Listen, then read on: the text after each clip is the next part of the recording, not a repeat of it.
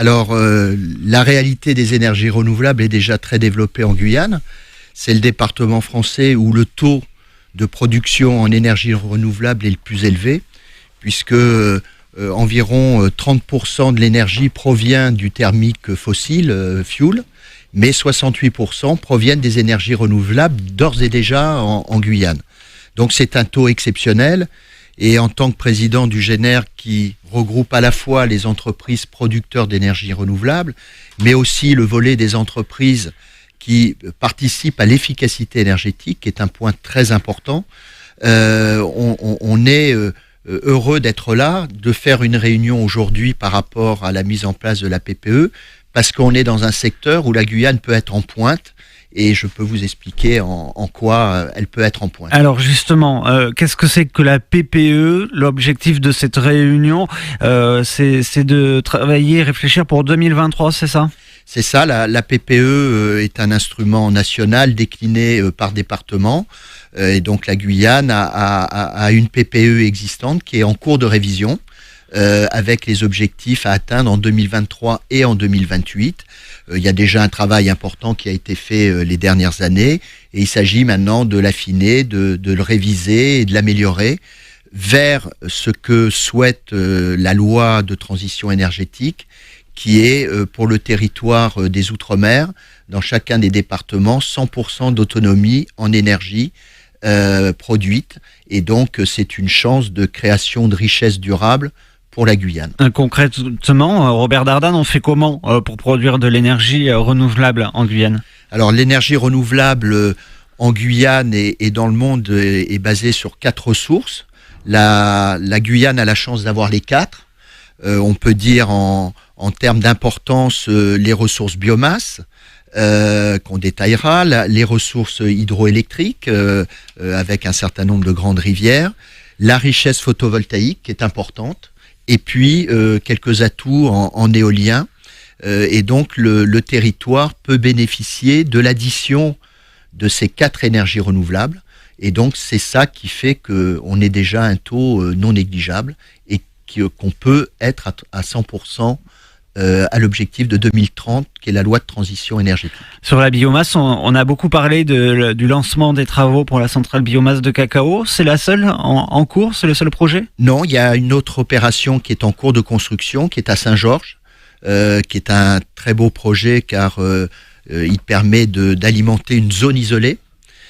Donc c'est un challenge supplémentaire et où on commence à avoir des notions de hybride, c'est-à-dire qu'on additionne une centrale hydro, une centrale biomasse et de manière temporaire un peu de thermique, mais ça va être remplacé par des batteries.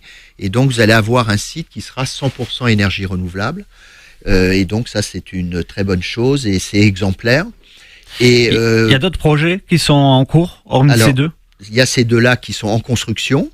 Il y a 2 autres projets à Montcinéry, à Petit-Saut et également à Organabo, où 3 usines pourraient voir le jour, commencer leur construction d'ici la fin 2019 ou début 2020, sur un total de 7 projets qui seront en fonctionnement avant fin 2023. C'est pareil. Est-ce que ces projets vont permettre d'apporter de l'argent à la Guyane en plus de l'énergie? Alors la biomasse a cela de très avantageux pour un territoire, c'est que la matière première qui va être mise dans la fabrication de l'électricité sont des ressources forestières et agricoles qui étaient jusqu'à présent des déchets. C'est-à-dire lorsqu'il y avait de la défriche effectuée, cette défriche était laissée sur le terrain, brûlée ou utilisée à des fins diverses.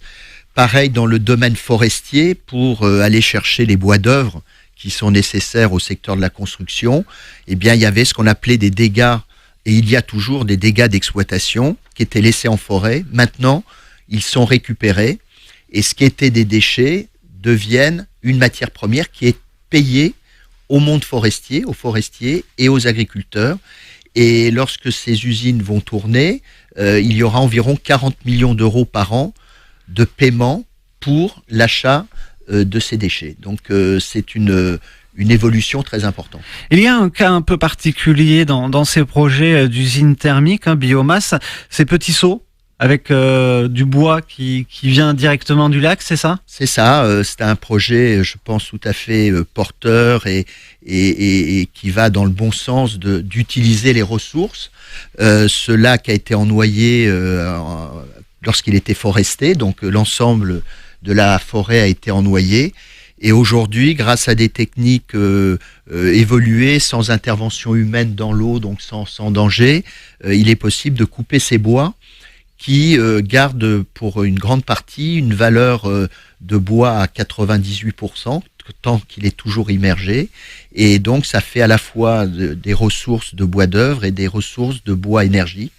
Et il y aura une usine implantée à proximité du lac. Et donc, pendant 25 ans, une partie du bois et seulement une partie des bois dans le lac vont être traités en énergie. Donc, c'est un retraitement à long terme. Mais c'est un bon retraitement de ce qu'on peut qualifier d'un déchet, puisque les arbres là n'ont plus de vertu.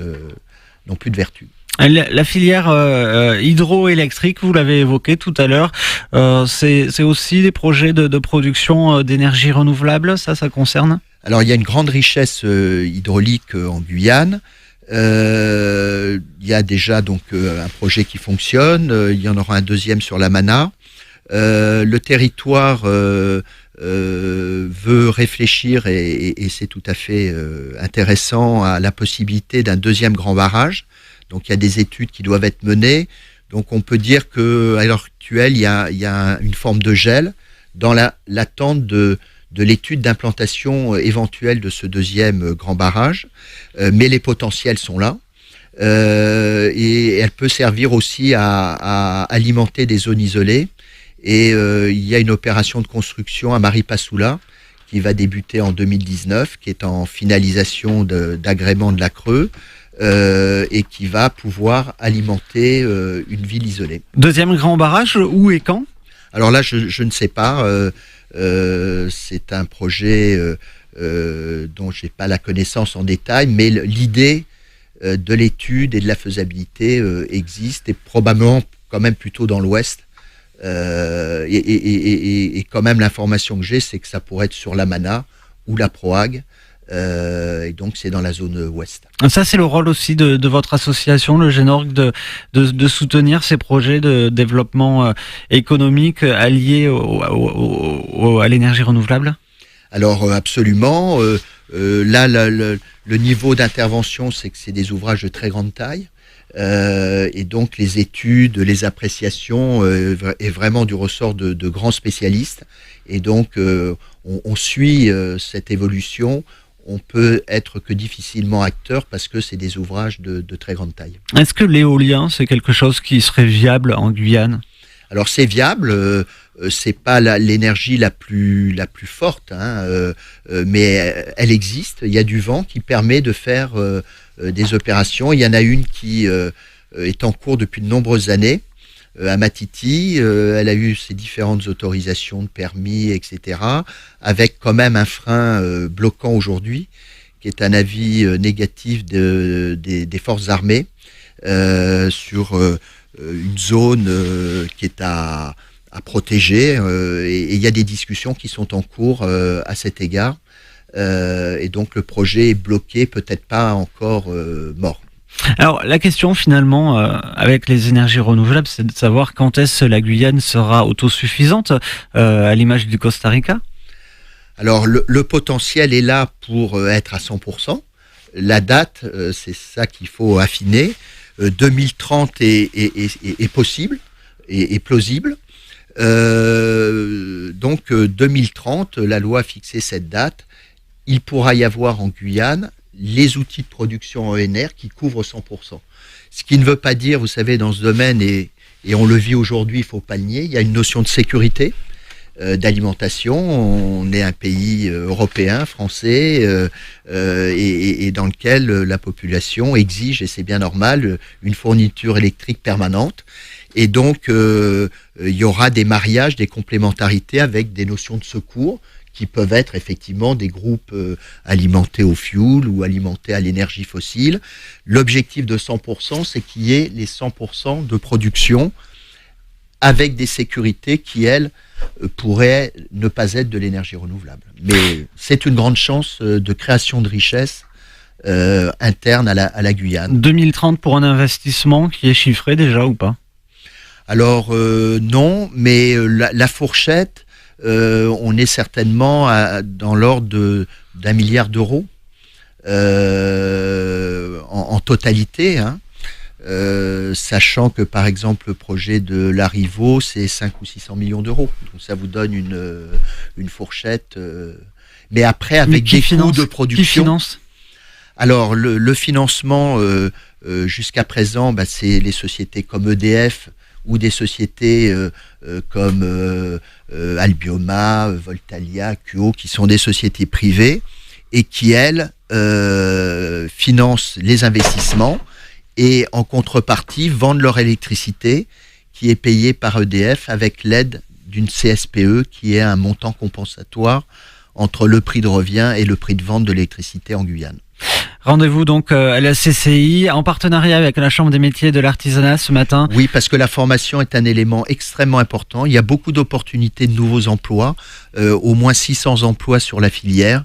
Et donc on va consacrer une bonne partie de la journée aux formations et aux sensibilisations sur l'efficacité énergétique qui est offert maintenant à tout un chacun et à toutes les entreprises. Merci Robert Dardane, donc président du Génergue et fondateur de Voltalia. Merci.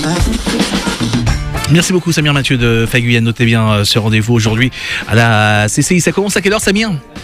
Ça commence à quelle heure? 9h30 jusqu'à 12h30. Ah ben mais voilà. c'est un rendez-vous interne avec la CCI et la Chambre des métiers. Oui, pour ceux qui seraient intéressés et qui pourraient envie d'y être également, la filière énergétique en Guyane. L'avenir passe aussi par là. Merci beaucoup. Prochain rendez-vous avec l'invité du 7h dès demain sur Radio Pays. Et bien sûr, vous pourrez retrouver l'interview en podcast sur votre radio en début de soirée afin de tout réécouter et de tout bien comprendre. Il est 7h24 dans quelques minutes. La revue de presse de Jean-Paul Lepelletier. Radio Pays 101.1 à Cayenne, partenaire.